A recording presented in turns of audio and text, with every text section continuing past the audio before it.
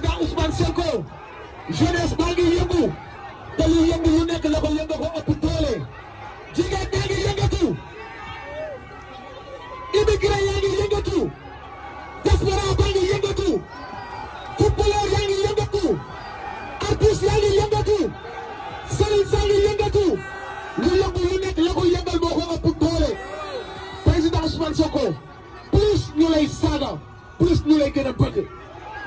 plus ñu lay jéem a salteel plus ngay gën a set suñuy bët plus ñu yónni ay nit pour suufal la plus askan bi dina gën a yëkkati ngay fenn si kaw lu yëngu lu nekk la ko yëngal moo ko ëpp doole hasard amul fii ñu fi nekk duñu ay bétail électoral fii ñu fi nekk duñu ay golo yi jox ay 5000 ay noble ñoo fi nekk mineur yi nekk fii yëpp ay ponkal lañu du ay caaxaan moo leen di yëkkati donc lu yëngu lu nekk la ko yëngal moo ko ëpp doole espoir dafa rëy espoir kenn du ko tas suñu yaakaaru xale mosuñoo am loo xam ne ñoo ko tànnal suñu bopp saytu ko xool ko posé ko xool ci benn ci biti ba tànn ko dafa am loo xam si dañu koo gis mu doy ñu tànn ko xool ko saytu ko indi nga la ñu doon xaar ci wàllu politicien bu noble bu digne koo xam ne dafa ñëw pour yee la jeunesse sénégalaise dafa ñëw pour yee la jeunesse africaine du hasard loxo yëpp ci kaw pour le président le big fils le révolutionnaire le noble le propre le courageux président Ousmane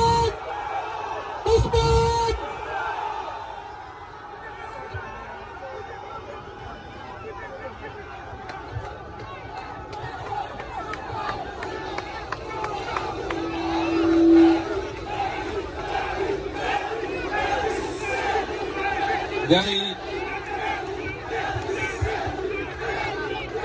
merci beaucoup gars yi ñu ngi leen di nuyu yéen ñëpp yéen ñi fi déplacé wu nekk ci naaj bi depuis bi ñu julee juma ba tey jii di leen masawu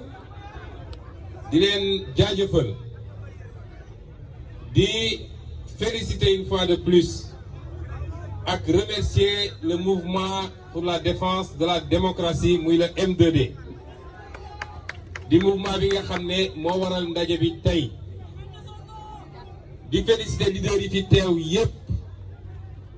bëri nañu mënuma jaar seen tur ñoom ñëpp ak ñi fi bëggoon teew te seen agenda mayu leen ko di wax ni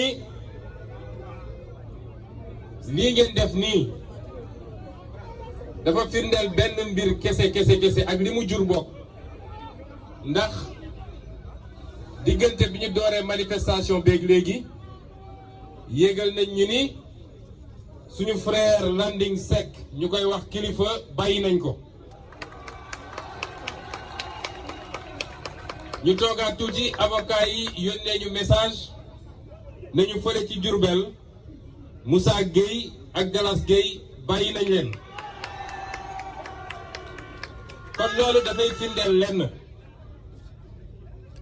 dama bëgg sénégalais yépp la ñuy waxal dama bëgg ñu xam ni kii ñu seqal mbir mi parce que dafa am loo xam ne da ngay seq ak nit doxalu nit waaye boo demee ci digg bàyyi ma yi ne danga fay nitelu ci quelques secondes lañ lay wan say yax sax dañ koy maccaat mu jeex ki ñu seqal nag dama bëgg sénégalais yépp xam lenn teggi woon nañ suñu tànk parce que kilifa yi ñaan nañ ñu ko ñu nangu ko te bañ koy teggi Sénégal yépp àdduna yépp seede woon na ni waa ji suulu woon na ba noppi buñ ci tegoon ñaari fan mu jël avion am dem Côte d'Ivoire ñaari fan kilifa yi ñaan ñu ko ñu nangu ko ñu jàppoon nag ni bu doon ab nit lañu amal affaire ak li fi xew yépp bu ñuy weesoo dina xam ni lewoon nekkatul que ni mu noote woon askan wi jàpp leader politique yi di tëj jàpp mouvement citoyen di tëj que loolu jeex na ci réew mi jàppoon nañu dina defaraat toogaayam xam ni ñaari at ak genn wàll yi ko fi dese war naa xool nu muy defaree ba génn ci génn bu xaw a tane ndax génn gu rafet mënatu fee am. L'histoire retiendra que li ñu mës a am ci président de la république yëpp li ñu mës a am ci président de la république yëpp l'histoire retiendra que mooy li ci yées kon bu lii amee mu génn ci te yàlla xam ne ni jaaxle woon na ba ni Sénégal di toll yëpp te moom mu ne mooy président de la république périmètre am weesuwul woon Mermoz palais de la république te ay chars de combat ñoo ko doon escorté waaye Sénégal yëpp a seede bi mbir weesoo ba léegi ñun li ñu diglante woon ak kilifa yi ñun wàccoo nañu ak ñoom ndax boobu ba léegi ñu ngi nekk tekk tekkaaral kenn dégguñu ñu wax kenn dégguñu ñu xuloo kenn dégguñu ñu saaga kenn dégguñu ñu xeex waaye njéeréeram yooyu nga xam ne ñoom ñëpp bi mbir jaxasoo ñi ngi woon ci sous-sol yi ñi dem tëju ci hôtel yi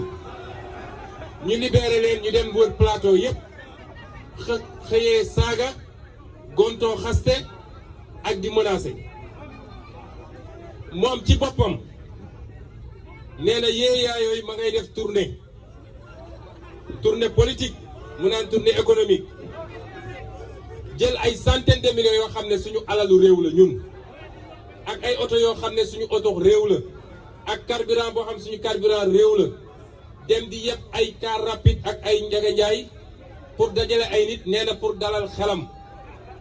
defe naa su dee dalal xel rek la bëgg am na ay bërëb yu tudd dalal xel diggante Thiès ak Fatick fa la war a dem tëddi ñu dalal xelam foofu pikiir ko tuuti anesthésier ko mu dalal xelam waaye nax sa bopp ci ay mobilisation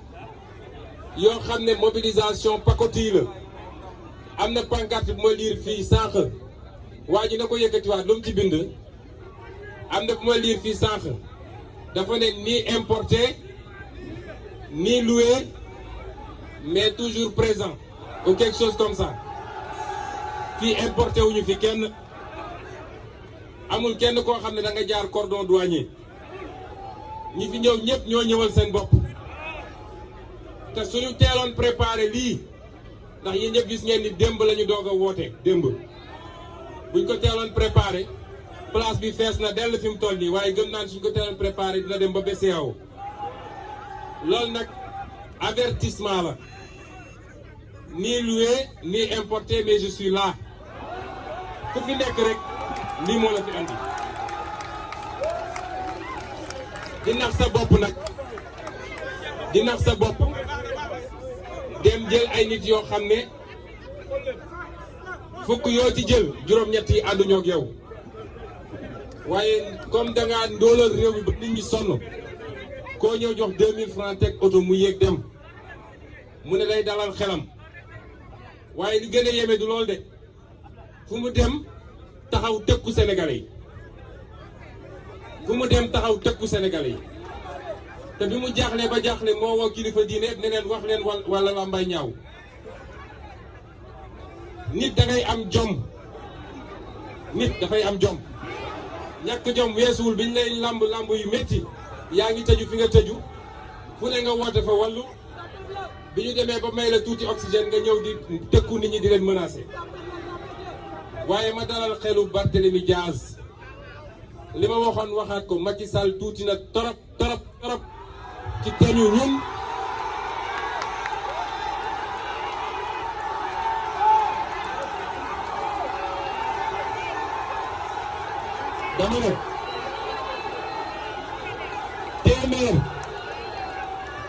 dama ne téeméer yu mel ni Macky Sall boo leen dajee woon ma wax na ko Barthélémy Diaz tuuti na pour tere ñu ñun ñu mën a nekk candidat ci bépp élection bu ñu bëgg a nekk candidat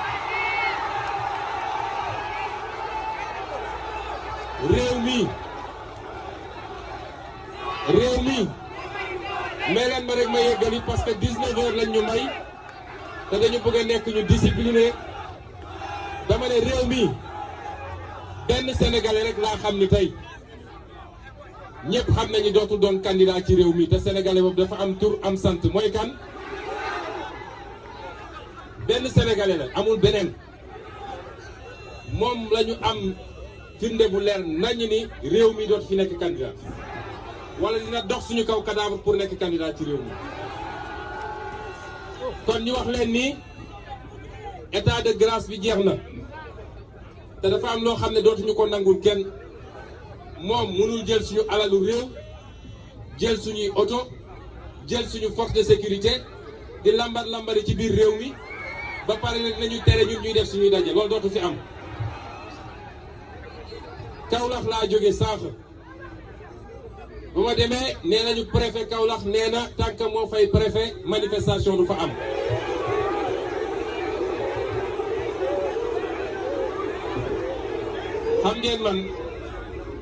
xam ngeen man je suis un produit de l'ENAM su ma déggee ku génnee ENAM di wax yi damay am gàcce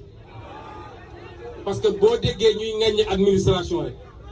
boo déggee ñu naan un petit fonctionnaire de rien du tout rek genre yi moo tax. lan moo waral un préfet qui est là payé par le peuple recruté par le peuple naan li constitution bi may peuple bi moom préfet moo koy xañ peuple bi moo tax foofu Kaolack laa ko njëkk a dànkaafu nee naa ko dinañ ñëw def un rassemblement national à Kaolack te bu soobee yàlla ci lu soriwul dara waaye waxoon naa ko lenn nee naa leen rassemblement boobu bu ngeen defee kilifa mandat de dépôt xam leen ni fii ak semaine prochaine dina am rassemblement foofu Kaolack ñu sant yàlla biñ ko wàccee biñ ko bàyyee noonee nag la ñuy exiger ñi nga xam ne ñoom la ñu téye tey ba tey te ma leen di lim ñi nga xam ne ñi nga Ziguinchor muy ki ñuy wax Demba Diédhiou di Abdourahmane Diallo di Mohamed Mané Babacar Diagne ak ñi des Diourbel muy Ndiogu Diop Ndongo Diop nga xam ne moom kaam moo ci gën a doy waar ak ki ñuy wax Ablaye Fall ndax ñeneen ñaar ñi bàyyi nañ leen dañ leen ne ñu ngi leen di jox ultimatum parce que ñun ñi fi nekk ñëpp ak ñi jotul teew ak ñi génnoon di manifester yëpp dañu war a xam ni ñun ñëpp on est le même corps gis nga bu ngeen engagé wu ci benn direction général du bàyyi soldat du bàyyi général Ousmane Sonko ëppul droit ci liberté que Ndongo Diop moo tax dañu bëgg leen envoyer un message ñoom ñoo ñu des foofu lañ ci war a def yëpp ñu ngi koy def ba léegi ci jël ay avocat ci jàppale leen ñoom ak seen njaboot dama leen bëgg wax ni on ne vous lâchera jamais te dama bëgg ñu xam ni lii manifestation bi avertissement la tant que wàccu ñu leen peut-être semaine prochaine day tombeek 23 juin bi nga xam ne dañu bëgg a def rassemblement exceptionnel pour fàttali Sénégalais que Macky Sall a trahi toutes les promesses du 23 juin amul bu mu ci respecté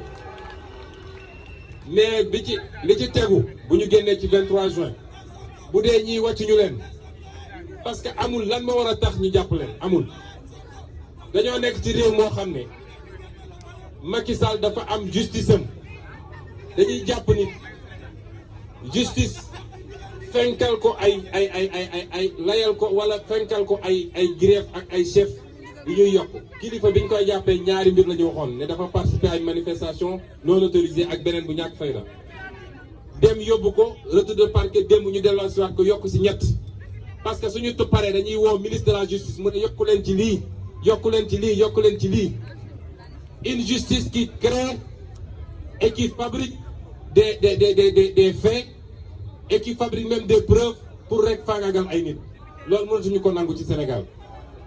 moo tax dañu ne tant que libéré wuñu leen dans 2 semaines suñu naree daje fii te dinañ ko def sur l'ensemble du territoire national su dee jàpp na dinañ ko may fi mu noyyee nax na boppam na war fu ko neex ak suñuy milliards nag dajale ñu ko neex waaye ñun ñu ngi koy xaar fii te ñun xam nañ ni le peuple sénégalais souverain a tourné le dos à Macky Sall depuis très longtemps. Le peuple sénégalais souverain à 80%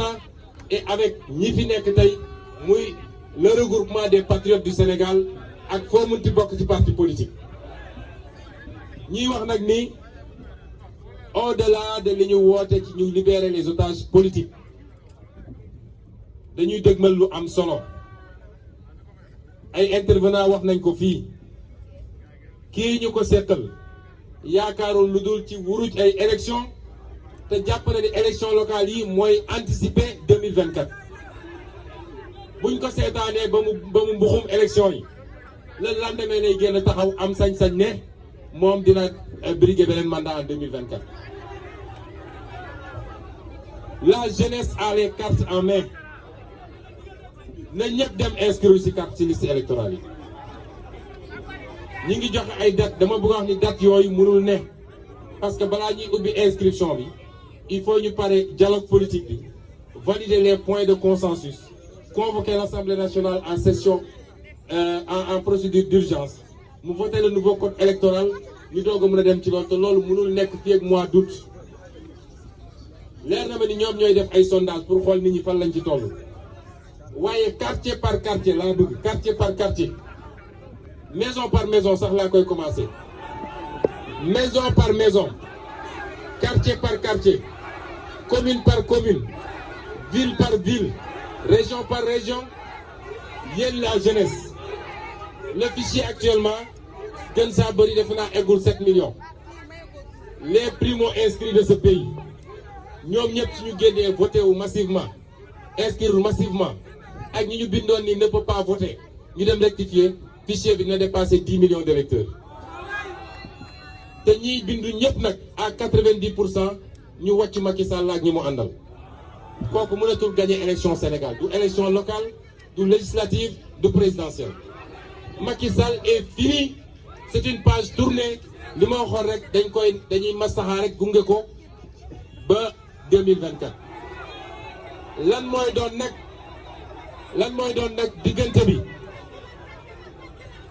diggante bi ma ngay dépendre ci moom ñun jàmm rek la ñu woote nit ñi wax nañ ko fii te wane nañ ñu nitu jàmm lañu toog naa kilifa mu fàttali ma li nga xam ne ci diine wala ci diine islam bi ñu gën a xam ñun ñii ni du lu ñuy doo jóg dem attaquer waaye am nga sañ-sañu défendre ñun dañoo défendre ba léegi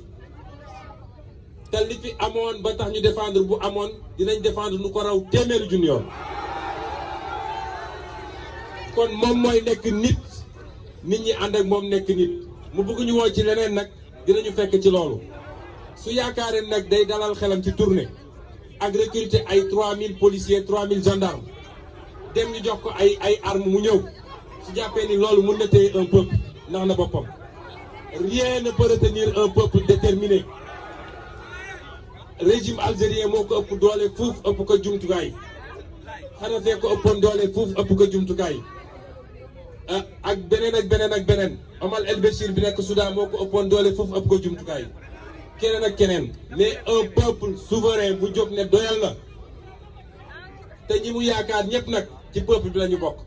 policiers ci peuple bi la ñu bokk gendarme ci peuple bi la ñu bokk la ñuy dund ñoom jafe-jafe ñuy dund la ñuy dund kon su dee loolu lay naxee boppam xam ne ni jum na kon ñu leen di woowaat ay menaces am yëguñu ko ñun on n'a pas de leçon à recevoir d'eux nee na terrorisme waaye le seul terroriste mooy ci ak ku dem recruter ay nervi ñu dem di tirer ci ay xale bare ci 13 kooku mooy terroriste. nee na des gens qui sont soutenus par l'étranger ñëpp xam nañ ni le seul boo xam ne préfet étranger la nga xam ne lu am day daw dem jëli ndigal taal avion def ci suñu kérosène jël ndigal ñëw yéen xam ngeen mooy kan léegi nag nee na respect des institutions waaye ñun fii la ñu newoon bi muy taxaw naan on va déloger Ablaye Wade ñun waxaguñu loolu kooku su ñëwee ne moom daf ñuy jox ay conseils est-ce que loolu yelloo na ci moom. léegi nag bi ko desee mooy nee na comme dafa jël xaalis wasaare ci lu bëri ci ay organes de presse heureusement qu'il y a encore des organes indépendants et dignes mu dem wasaare ko ne leen seen mission mooy saa yu ngeen xëyee wax leen lu bon ci Ousmane Sonko waaye plus ñuy wax plus Ousmane Sonko di am bay ci Sénégal.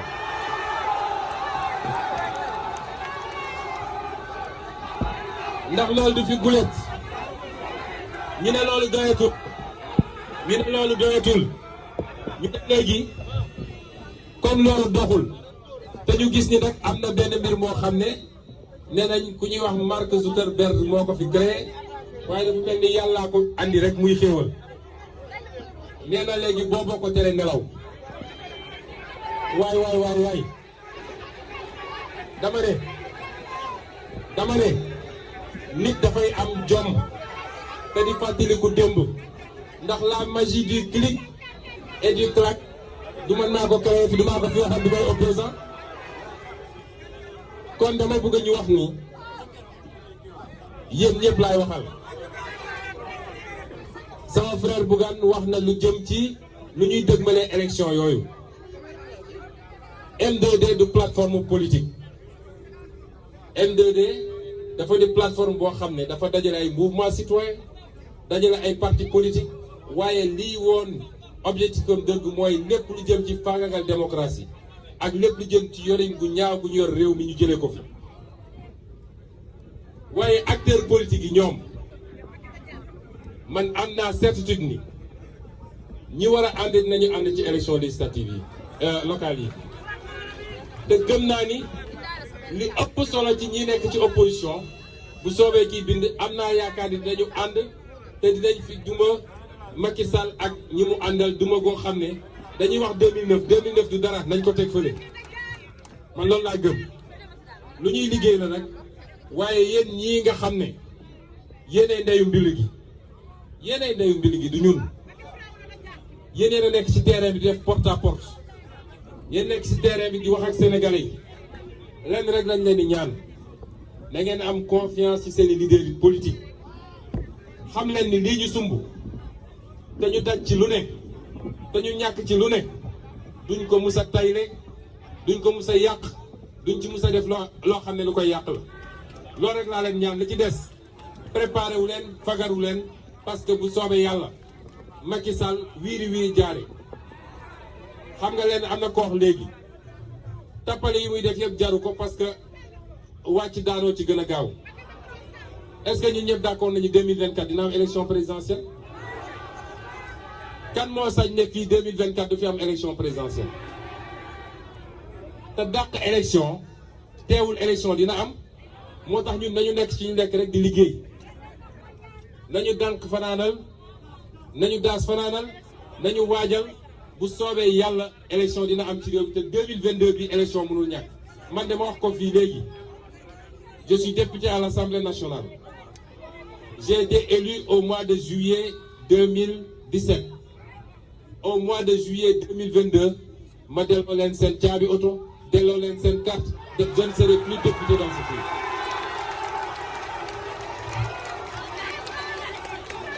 parce que kenn falu ma pour 5 ans un jour waxuma laa pour 7 ans dañ maa fal pour ma def un mandat de 5 ans bu 5 ans yi jeexee bés bu mu jeexee bés boobu laay pare ñoom waajal nag ànd ak ñi ñu war a àndal lépp ci opposition pour que assemblée nationale bii nga xam ne mooy li gën a tilim li gën a salte li ñu mës a xam tey ci assemblée nationale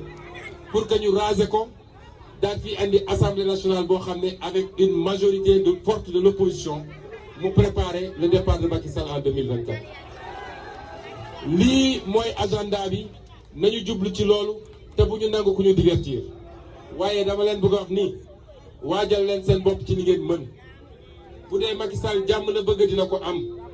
bu dee safaan ba la bëgg dina ko fi fekk parce que moomuñu te ëpp ñu doole maa ngi leen di gërëm di leen sant.